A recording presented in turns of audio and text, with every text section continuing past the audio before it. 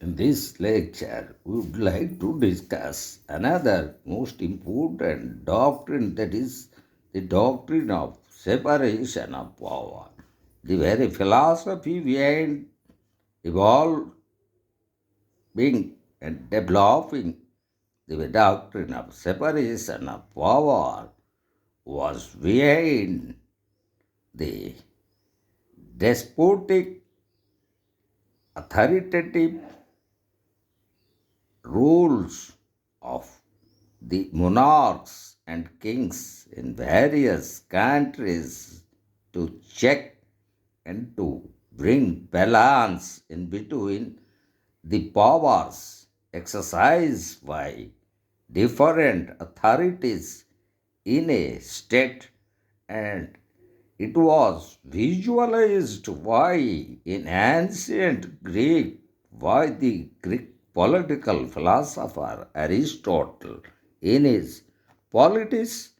So also in modern time, the very idea of separation of power we found in the writings of the English political philosopher John Locke, while enunciating the very idea of social contract in his work, The Two Treatises of Government, where he laid stress on the inherent rights to life, liberty, and estate, so also the very concept of parliamentary responsibility and regarding overthrow and change of government due to lack of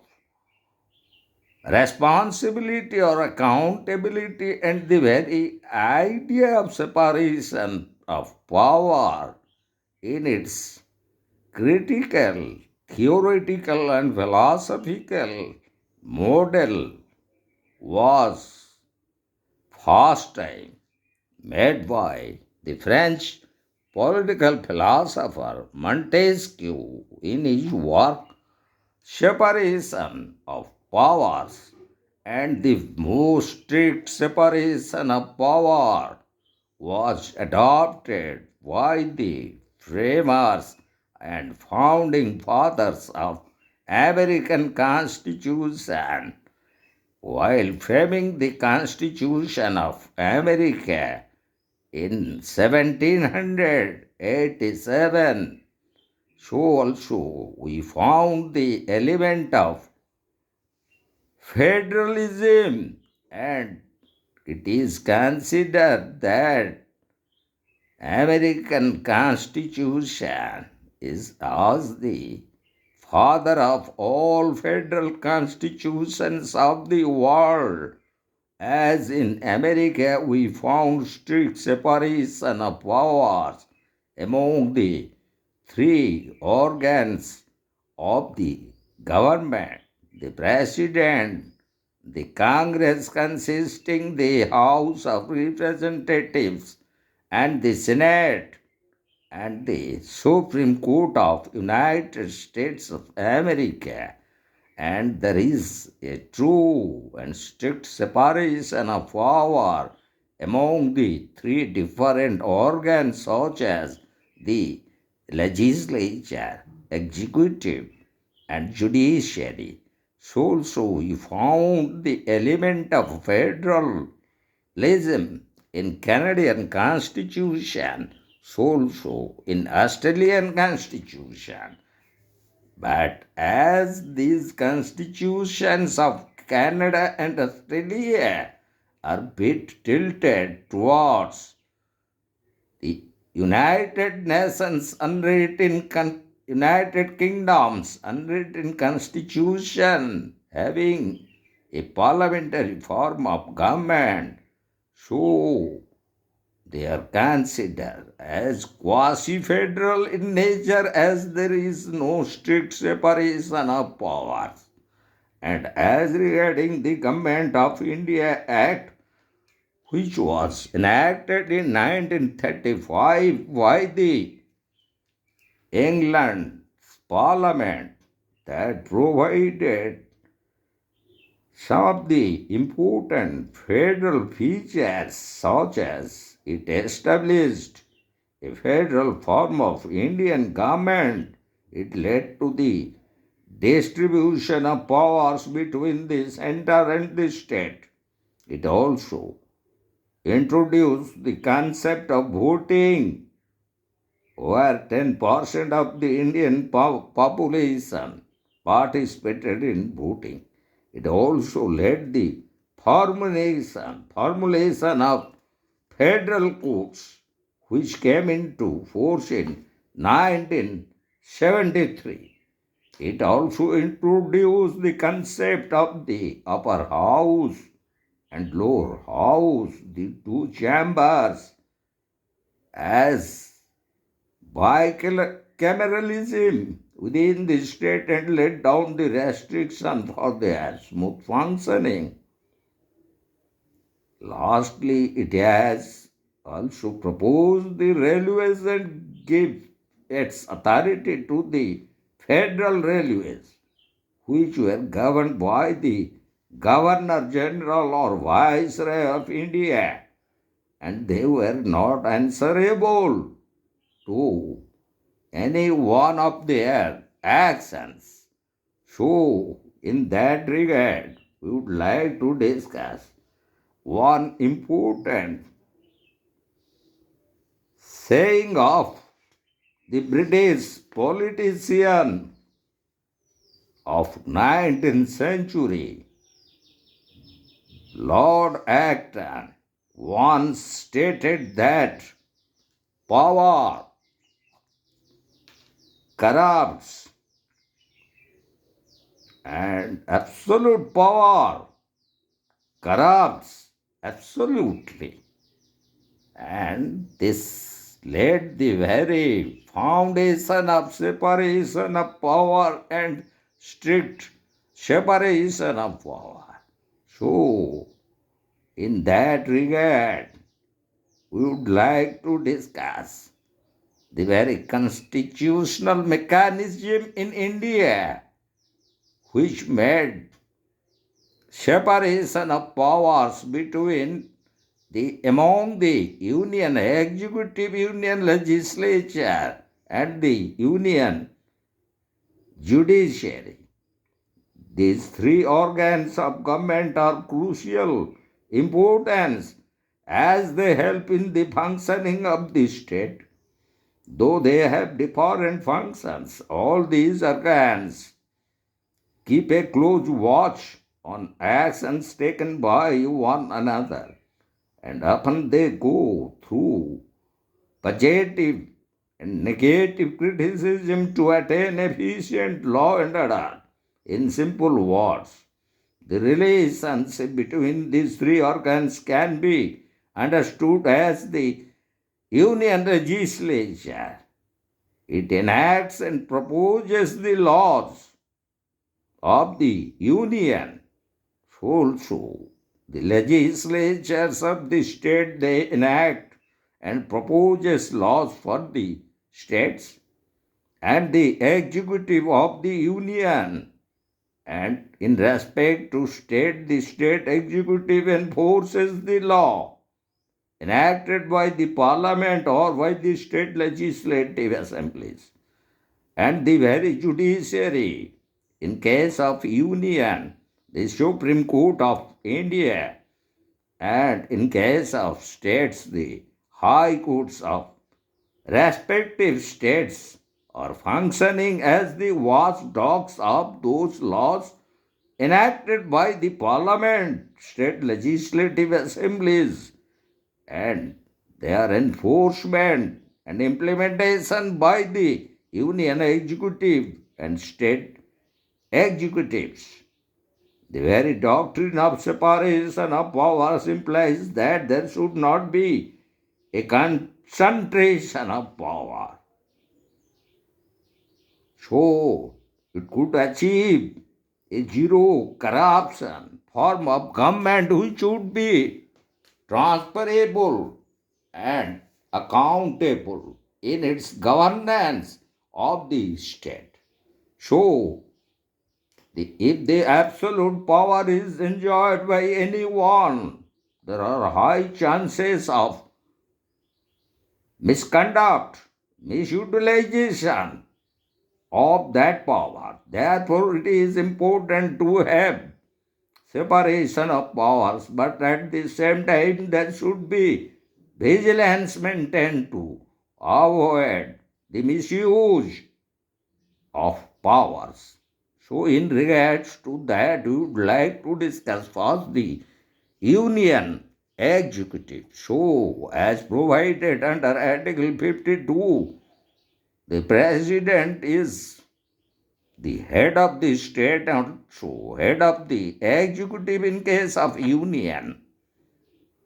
And so also the provisions of Article 53 and Article 63. So, the Constitution of India provides a parliamentary form of government unlike the American Constitution, which provides a presidential form of government with a federal structure. The essence of the parliamentary form of government is that the head of the state is the constitutional head. So the president and the real executive powers of the presidents are vested in a council of ministers headed by the prime minister. Furthermore, the council of ministers is responsible to the house of people. Though executive power is vested in the president, he must always seek aid and advice from the council of ministers. The council of ministers is elected by the people and the representatives from the legislature.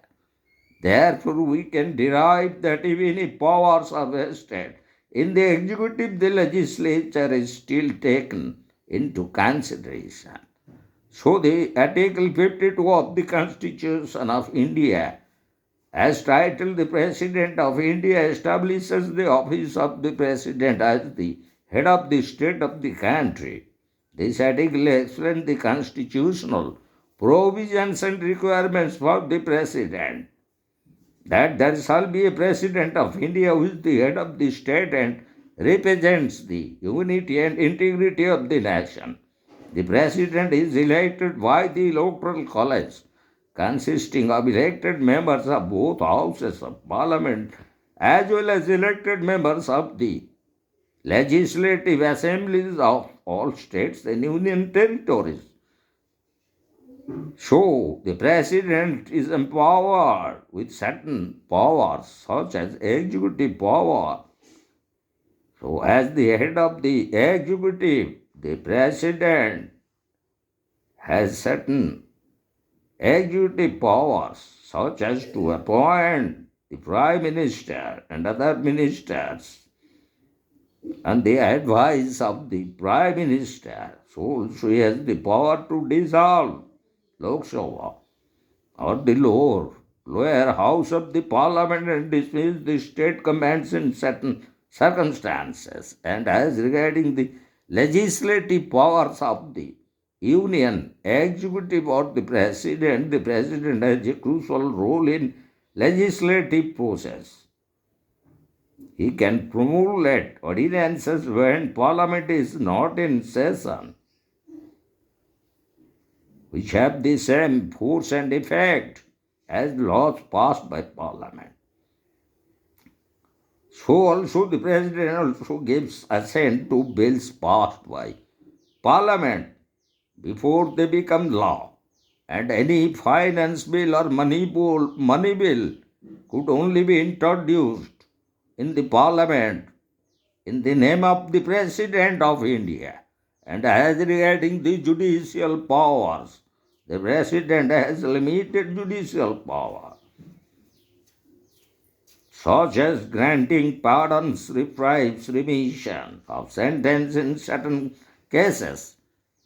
So also he appoints judges of the Supreme Court and High Courts in consultation with Chief Justice of India and with the respective state governments. The President, as the head of the executive, also enjoys such a certain diplomatic powers. As head of the state, he represents India in international affairs.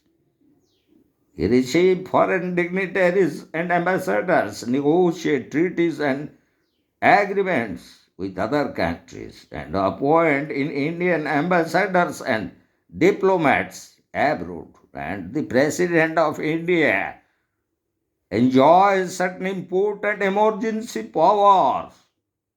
In times of national emergency, President can issue proclamation to suspend certain fundamental rights and impose President's rule in state in case of breakdown of the constitutional machinery in a state. The office of the President of India is a symbol of national unity, integrity, and sovereignty. So, in that connection, we would like to discuss one important leading case, that is Rai Sahib Ram J. Kapoor and others versus State of Punjab in 1955, where even the Supreme Court found it difficult to interpret the meaning of executive power. Therefore, the court observed that it is impossible to provide an exhaustive enumeration of the kinds and categories of executive functions.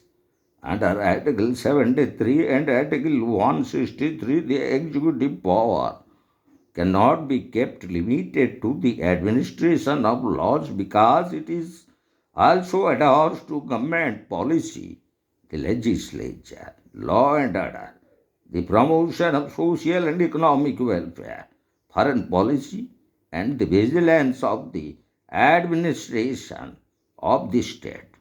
And as Article 63 provides that Vice President of India is elected by the members of both houses of parliament in a joint session by secret ballot. The Vice President is also the ex officio chairman of Rajya Sabha. The Rajya Sabha, whenever there is a vacancy in the President office, he can act as President until the new President is elected. And in relation to the Union Executive, we could analyze the Prime Minister as under Article 74, Article 78, and in regards to that, the Prime Minister is the head of the Council of Ministers as provided under Article 74, Clause 1. The leader of the ruling party in Lok Sabha is considered the Prime Minister. And as Article 78 provides that it shall be the duty of the Prime Minister to aid and advise the President in exercise of his functions. The Prime Minister serves as the chief advisor of the President, offering counsel and recommendations on matters of governance and policy. Also, the Prime Minister is to furnish information to the President with all necessary information relating to administration of the Union and the proposals for legislation. Also to communicate all decisions of the Council of Ministers to the President. Also, the Prime Minister to countersign orders and other instruments which are executed on behalf of the President of India. So, also we will discuss the powers of Union Legislature as provided under Article 79, 80 and Article 326 of the Constitution. The Parliament of India has three organs such as President, the Council of State, the Rajya Sabha, and the House of People, the Lok Sabha. Though the President is not a member of the Parliament, he is an integral part of the parliament, the president has important functions such as summoning the House of People and giving assent to bills, and as regards to the Council of State Rajya Sabha, it can be regarded as the upper house of the parliament. The maximum number of members is limited to 250 in the Council of State, of whom 12 shall be nominated by the President, and the remaining 238 shall be representatives of states and union territories, as according to the provisions of Article 80, Clause 1. The opposition parties are always part of the Rajya Sabha, but in respect of the money bill they can't participate, as the money bill can only be presented in the Lok Sabha. In federal constitution, a second chamber is necessity, and it plays an important role in matters of legislation. And now we'll go to the Lok Sabha, or the House of People, which is the popular house, and it would be directly elected by the people, and the maximum number is limited to 550 as provided under Article 81. States that no more than 530 are elected by the votes in the states, and not more than 20 are elected by the union territories. Under Article 331, the President may elect up to 2 members of the Anglo-Indian community if he feels that the community needs to be adequately represented in the Lok Sabha. As Article 326 states that every citizen of India, male or female, who is not less than 18 years of age, is not disqualified on the grounds of non-residence, unsoundness of mind, crime, or corrupt or illegal practice, is entitled to vote at the election of the House of People or the Lok Sabha. And now we'll discuss the third most important organ of the government, and that is judiciary. And in case of Indian Constitution, as regarding the doctrine of separation of power, the Union Judiciary, that is the Supreme Court, and also the high courts in different states, they play the most important role in the concept of separation of power. The Supreme Court is regarded as the guardian of the Constitution. The essence of the federal Constitution is the division of powers between central and state governments. The language of the Constitution is not free from ambiguities, hence it is likely to be misinterpreted, which would further rise to disputes. Therefore, to maintain the supremacy of the Constitution, there should be an impartial authority to decide disputes between the center and the states. As the judiciary is regarded as the interpreter of the law, this function is entrusted to the judicial body. The Supreme Court is the highest authority in the hierarchy of courts, and the decision made by the Supreme Court is regarded as final and binding over all courts within the territory of India, as provided under Article 141 of the Constitution. So also the Supreme Court is the guardian of the fundamental rights of the people. The Supreme Court of India has a Chief Justice and 7 other judges, and the very beginning. But the Parliament increases the number of judges by law. So, at present in 1986, this number increased to 25, excluding the Chief Justice of India.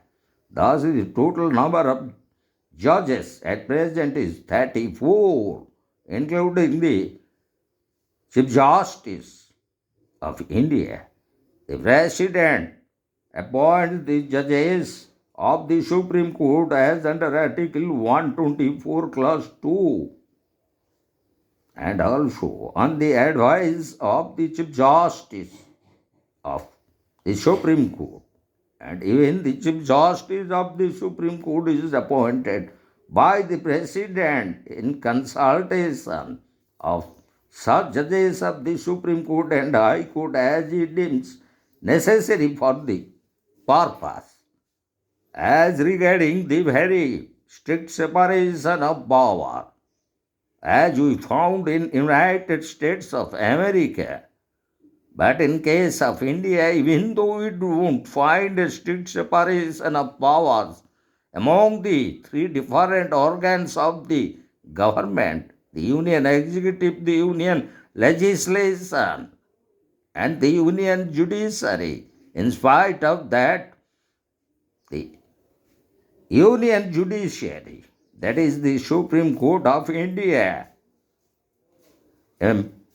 enjoys certain important powers such as the original jurisdiction and also the appellate jurisdiction, which further the very cause of independence and supremacy of judiciary in India.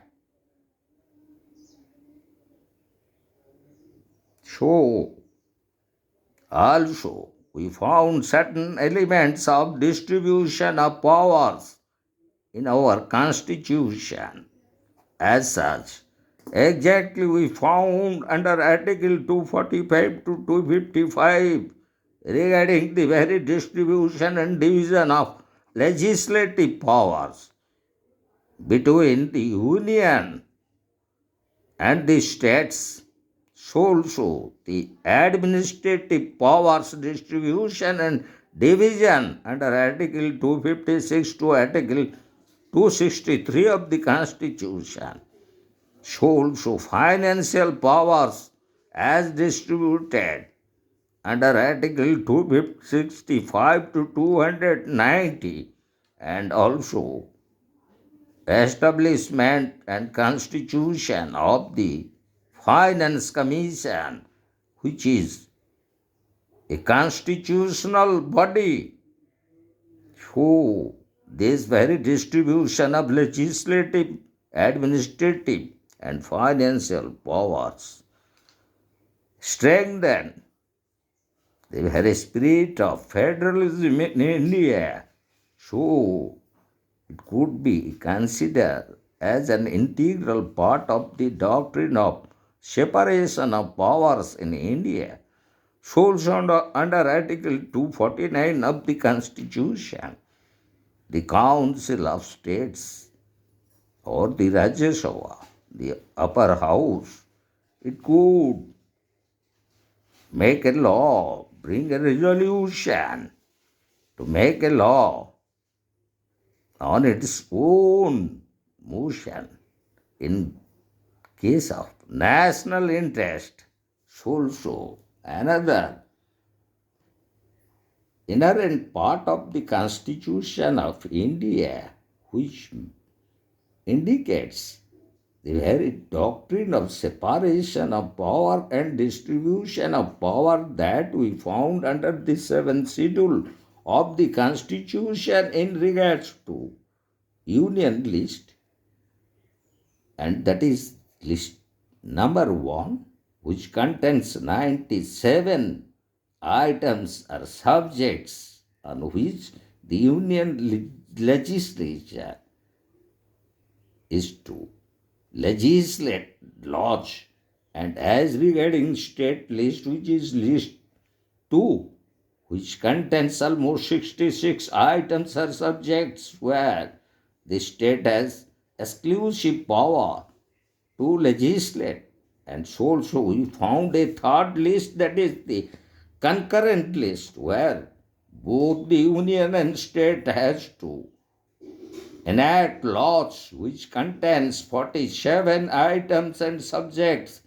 But if there will be any contradiction in between the union law and state law, the union law would prevail over the state enactment. So also another element that we found regarding governors' discretionary powers. So this very discretionary power of the governor that we found in the Constitution of India, this also could be called as a check, and to create a balance in between the executive power or the excessive executive function of a state government, under which the governor could tender a report to the president regarding the constitutional breakdown of the machinery of the state, on which the President of India under Article 356 of the Constitution could impose president rules in a state.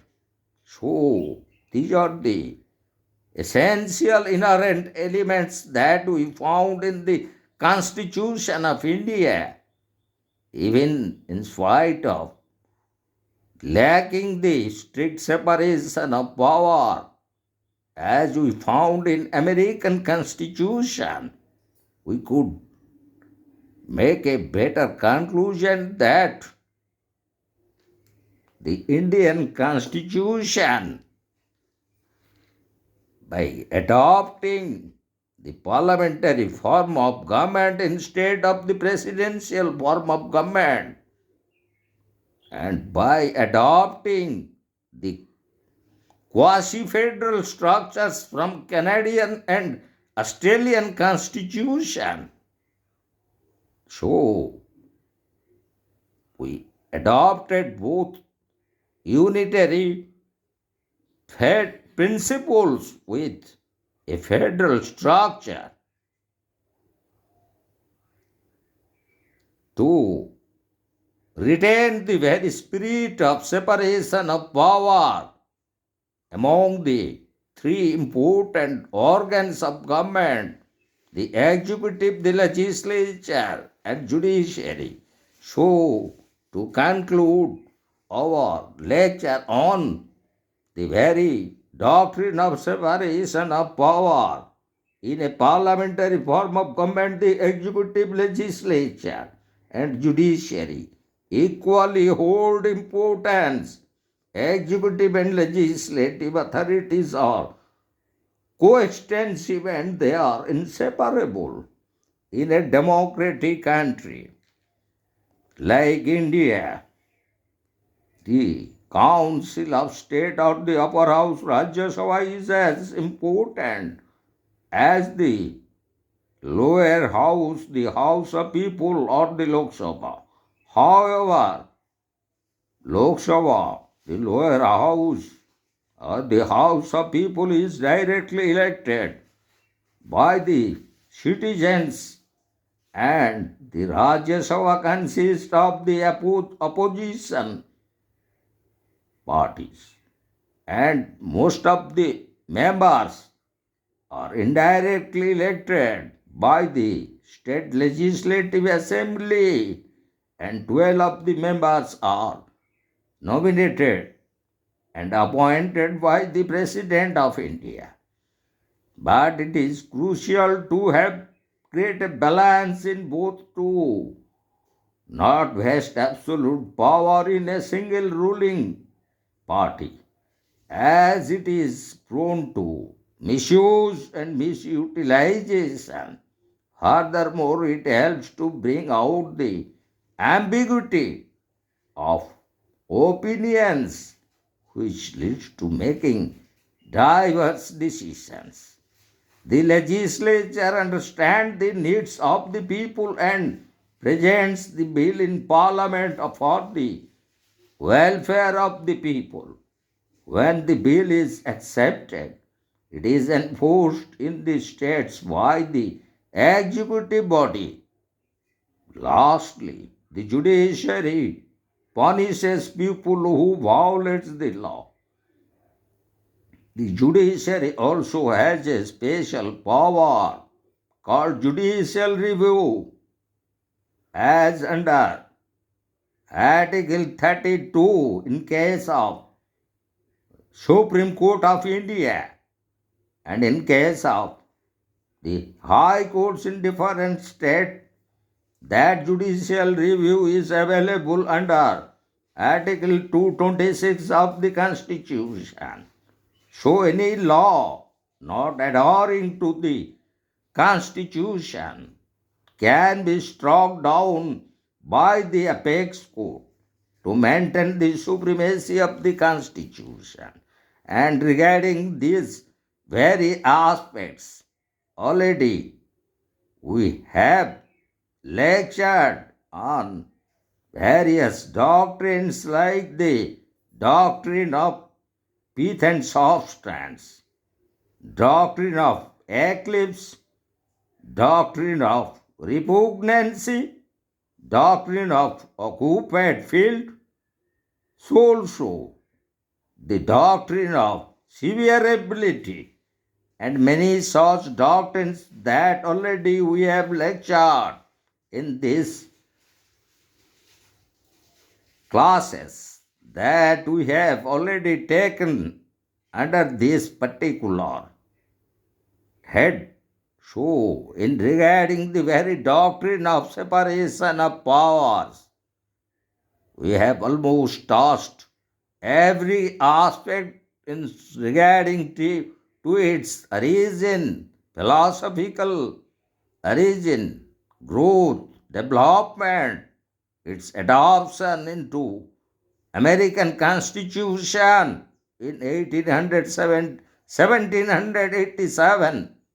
So also how it was incorporated to some extent into the Canadian Constitution, Australian Constitution, and how the England's Parliament enacted the Government of India Act 1935 for India, adopting certain federal features into the Act for its working and implementation in India. So, in that context, we have left one important leading case, and that is relating to the role of judiciary, and that is S.P. Gupta versus Union of India and others in 1981, which is popularly known as the Judges Transfer Case, and the court unanimously agreed to the meaning of the term consultation.